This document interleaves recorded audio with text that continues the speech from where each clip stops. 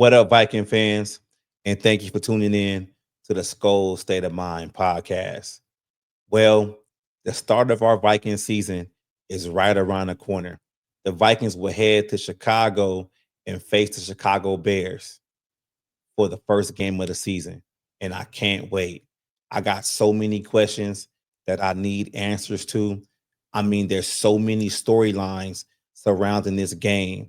You got Ben Johnson, 4-0 versus Brian Flores. You got JJ McCarthy basically coming home for the first time as a Minnesota Viking. I mean, come on. And to top things off, it's a division game. So you don't want to start the season 0-1 in the division. You can't do that. So even though this might be the first game of the season, it's a lot at stake. And I cannot wait for this game. Monday cannot come no sooner. But in this video, I'm going to do a deep dive on the Vikings versus Bears preview. I'm going to tell you guys what I want the Vikings to do this game, what I expect, my score prediction, and we're going to dive a little deep into some of those storylines I talked about earlier. So let's get into it. So the Vikings versus Bears. We're going to kick the season off versus a divisional opponent in the Bears. Caleb Williams versus JJ McCarthy. Now, Caleb Williams was the number one overall pick in the draft. Heisman Trophy winner. But the one thing JJ McCarthy got over Caleb Williams is he got that national title. Now, going into that respective draft, you know, we knew Caleb was going to be the number one overall pick for some time.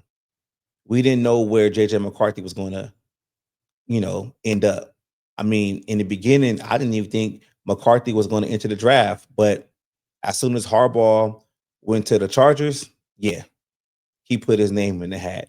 And the Vikings did what they had to do to get their franchise quarterback.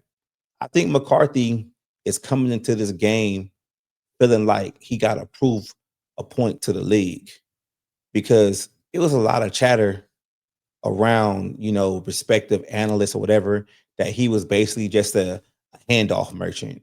He didn't really throw passes into, tight coverage in college, and we don't know what that orange strength is. Now, I think us Vikings fans, we know if that's true or not. But this will be JJ McCarthy's first time during his short NFL career with the big lights on Monday Night Football to put the whole league on notice. And I think he will. I think he's going to shine. I ain't going to say he going to go out there and he going to have 350 yards, 4 touchdowns. I'm not going to go that crazy.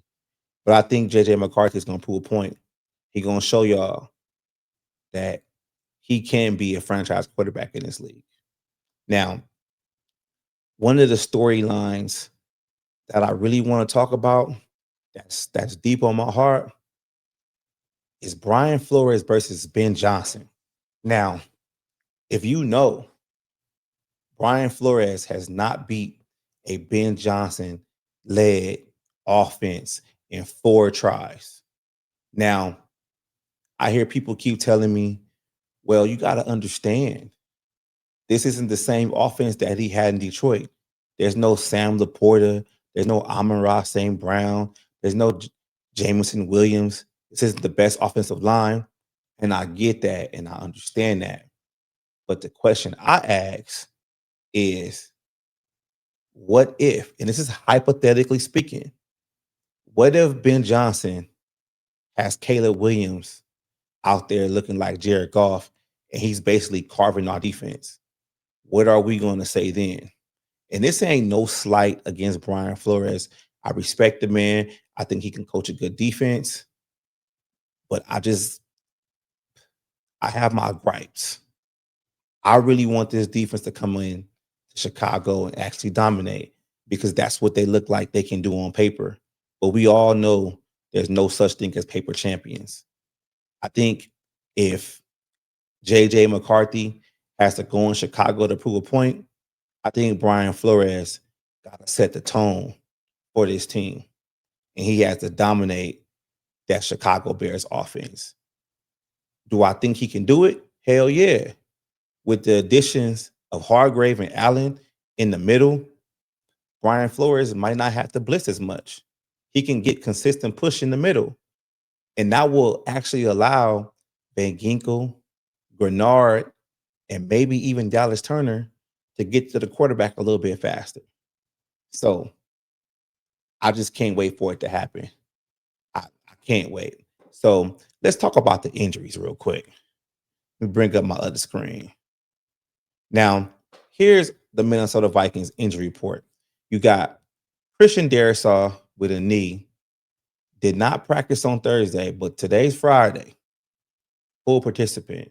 Now, this Saturday right here, this is what's going to matter the most. Because if he can get 2 consistent full participants in practice, then he playing. But let's go about everybody else. You got Jalen Naylor, full participant. Xavier Scott, he might not play. Harrison Smith is still limited. Now, we don't know what injury that is, but if he's in the building, that's a good sign and is limited. And I just feel we might only need 1 full participant for Harrison Smith to play. Now, Van Ginkel, this is something we was all worried about, and it's being said that it's actually a neck. That's not great. That's not great. But he is a full participant on Thursday, Friday, and we'll see what happens on Saturday. Elijah Williams got a hamstring. I think he might go on IR soon. But that's the injury report. Now, this is a big deal because it's like Christian Darrisaw had that horrific knee injury, and if he starts game 1, man, that's gonna set the tone for this offensive line. And that was one of the biggest things and questions marks that we talked about during the offseason was when this Vikings O-line was going to be all 5 starters together at once as a whole. And if Darrisaw starts on Monday night, all 5 starters will be there. And that's going to be great. It's going to be great. Can't wait. Can't wait. But that's the injury report. All right. So let's go on to key players to watch. Now, JJ McCarthy is low-hanging fruit. We know everybody's going to be, front and center looking at what JJ McCarthy is doing. But a player I think we should watch, Adam Thielen. Why I'm saying Adam Thielen is because this is his first game back in the Minnesota Vikings uniform. And I feel like the Bears' game plan on defense will be to limit Justin Jefferson. And if the Vikings did the right thing by bringing in Adam Thielen should be able to expose one-on-one coverage and basically be the number 2 receiver on this team. Now, that's a key player to watch. That's not necessarily my X factor, but another player I think we should watch for is Jordan Mason. I think Jordan Mason is pivotal for this Vikings offense. And what I mean by that is I think he gives Kevin O'Connell that 3-down back that can consistently grind, where if the Vikings have maybe a 1 or 2 score lead, they can lean on Jordan Mason and basically bleed the clock. I mean, we know who Kevin O'Connell is. We know sometimes Kevin O'Connell passes in the wrong situation, or he consistently passes and lets the other team back into the game. I think with the acquisition of Jordan Mason, that he's trying to change that narrative. So my 2 key players to watch on the offensive side of the ball, Adam Thielen and Jordan Mason. For the defense side of the ball, I want to see what Isaiah Rodgers can do in a consistent starting role. All right. Because if you look at his snap count, his whole career, he's been a quote unquote part-time player, which is cool. Is that's fine. There's nothing wrong with that. But this is going to be his first time actually starting the game and being that number 2 defensive back on the team. Not somebody that's subbing in, but somebody that's the mainstay on this defense. Now, I'm going to keep it in the defensive back room. I want to see how Brian Flores is going to play Josh Metellus this season. Bynum is not here anymore. Cam Bynum is gone. He plays for the coach now. So if Harrison Smith isn't healthy and Josh Metellus has to play deep safety a whole lot more, that means we won't see Josh Metellus in that X factor role that we've grown accustomed of him doing. And I think he's better in that role. Like I think he's better being a jack of all trades, but that's something to watch for. All right. So we're gonna keep it with the players. Let's talk about the X factors, right? X factors. I think biggest X factor, man, on offense. I say Jalen Naylor. Jalen Naylor might be an X factor because considering his injury with his hand, I don't think nobody feels that he's going to go out there and actually produce anything. Because if he was going to do that, why would the Vikings bring Adam Thielen in? So he can be a potential X factor, a potential X factor. Um, on the defensive side of the ball, as an X factor, I'm gonna be picking Dallas Turner to be an X factor all year. I'm gonna just let y'all know that off top. I'm gonna just let y'all know that off top because I want the young boy to actually succeed in this league. So he's gonna be my consistent X factor. Now, let's move it on to keys to victory. All right. The keys to victory, in my opinion, I feel this Viking defense has to smother Caleb Williams and basically limit everything from their offense. And I think if they can do that, they can give the Vikings offense more opportunities to score points. And I think we're going to see a different philosophy from Kevin O'Connell when he has a lead. I think he's going to lean on the run game a whole lot more because he has a young and emerging quarterback. It's not a veteran quarterback back there where he might feel comfortable of having him drop back 40 to 50 times a game.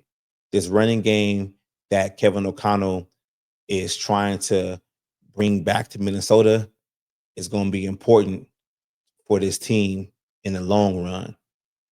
You can't have your stop saying rookie, let me say that. You can't have the second year quarterback having to win games with his arm every game. I mean, every game is different, but we got to see what's going to happen. And I think the Vikings' keys to victory is, let's go back to it, smothering the Chicago Bears offense, relying on the run when they have a lead. That's it. I think that's all they got to do. That's all they got to do because I don't think that the Chicago Bears have much that scare our Vikings. They don't. Roma Doomsday hasn't really done too much. DJ Moore he's solid, but I think the Vikings defense can take care of things. Now, here's my final prediction. Monday Night Football, Vikings at Bears. Here's my score prediction. Bears 14, Vikings 27. That's my score prediction. You know what I say all the time, take it to the bank. Vikings 27, Bears 14. So that's it. But thank you guys for watching my video. Much appreciated. I know I'm a little bit late on the preview, but hey, Life happens, and you know how I end it? Skol, baby.